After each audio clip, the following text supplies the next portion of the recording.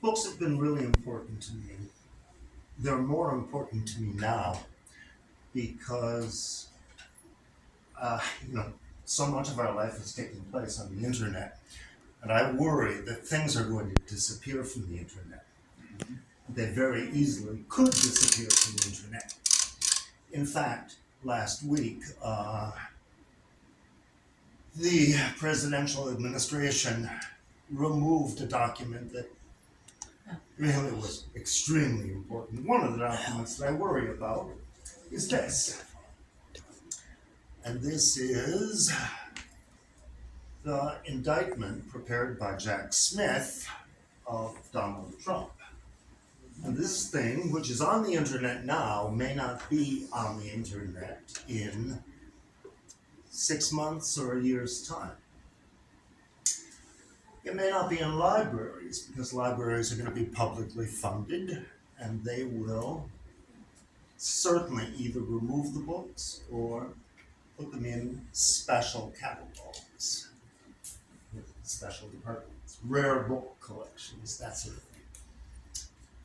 So I decided that I would bind these books, the indictment, and I am going to sell them. We are selling them, in fact, for $20 at front.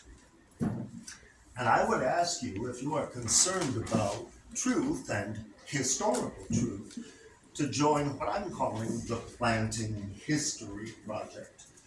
Because the idea is you're going to buy this book, I hope, and then you're going to go and put it in your sock drawer. And you're going to keep it there for about 50 years, and then some historian, after this madness has passed, is going to find this book. And those are going to be the facts that will hopefully let us move on. Anyway, the book is available, $20. It's really just covering cost and ladies, employees and the people who work here. Nobody's making money on it. This damn thing is Jeffrey Epstein's 50th birthday book. Oh, shit. The entire book. And let me tell you, I caused a horrible scene here last week because I was, for the first time in my life, speechless. You bind a book from the back to the front, and the front of the book has all of these lovely pictures of Trump, not Trump, but of Epstein and Brooklyn and high school. Attractive guy. The end of the book is what I bind first, and it has page after page after page of nubile young ladies with certain parts of them blocked out. It is horrifying reading.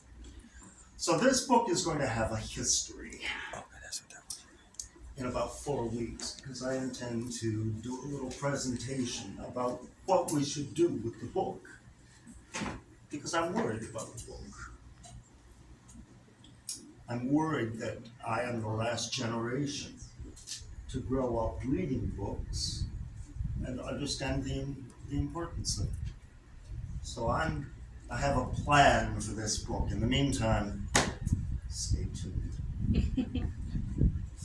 But honestly, I cannot dwell forever in this dismal rabbit hole.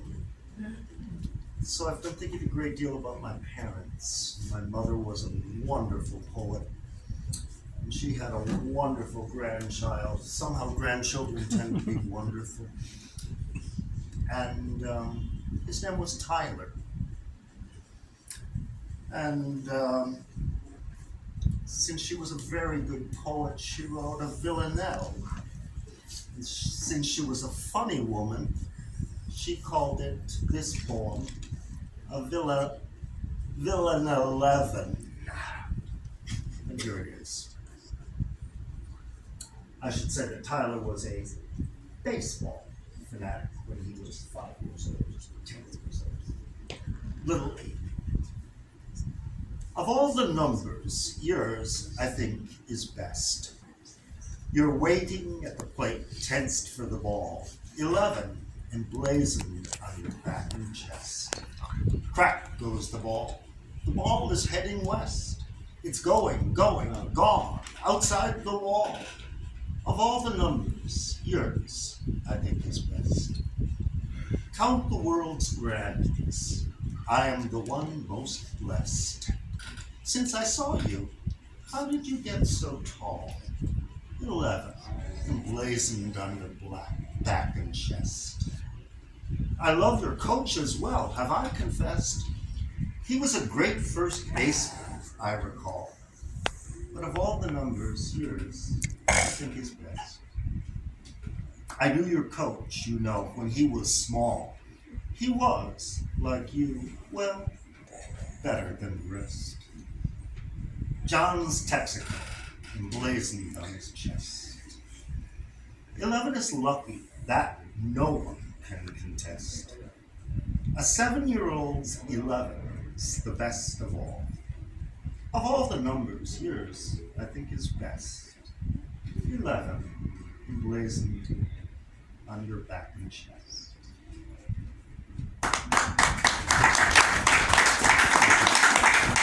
That's actually from my mother, not for me. Home from the Tropics is the last poem, and then I'll give up this space. My father was a very good writer and a very funny man, and he always wore a black beret, which was particularly distinctive in Blue Mounds, Wisconsin, population 257. And he, at the end of his life, came to visit me. And he knew he was dying. He was 89, and he knew it was his last trip. And I had written him a letter, said that they were great parents. And they came to Puerto Rico, and I met them at the airport. We had a wonderful visit, and then they left, and I got this poem back. It's called Home from the Tropics, and it's written, of course, in Blue Mounds, Wisconsin, in the woods. We wake today to monochromes, that's just as well.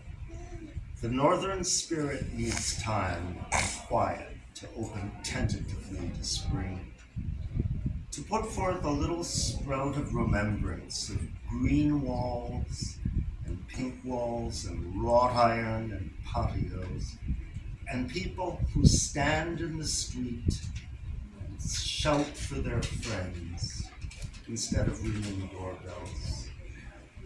To unfurl a tiny petal to test the truth of love and acceptance. To feel on a timidly opened leaflet the warmth flowing from an aged man who undertakes a bruising journey for love, and from a young man who weeps to see a black beret at the airport.